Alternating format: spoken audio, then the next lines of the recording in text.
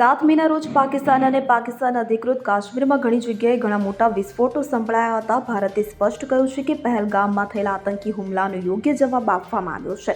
ભારતીય સેનાએ તેની સત્તાવાર જાહેરાત કરી છે. સંરક્ષણ મંત્રી રાજનાથસિંહે પણ ટ્વીટ કરીને આ અંગે પોતાની પ્રતિક્રિયા આપી છે. ભારતે સ્પષ્ટ કહ્યું છે કે તેણે 9 સ્થળોએ હુમલો કર્યો છે અને આ બધા આતંકવાદીઓના ઠેકાણા છે. આ ઠેકાણાઓમાં સૌથી મહત્વપૂર્ણ હાફિઝ સઈદનું ઠેકાણું અને લશ્કરનું ઠેકાણું છે.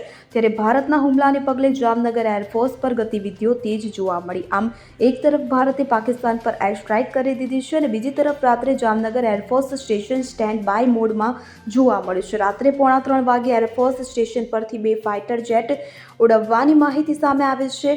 જામનગરમાં બનેલી આ પ્રથમ ઘટના છે. જામનગર એરફોર્સ પણ આ ઓપરેશન સિંદૂર હેઠળ સ્ટેન્ડ બાય મોડમાં જોવા મળ્યું હતું.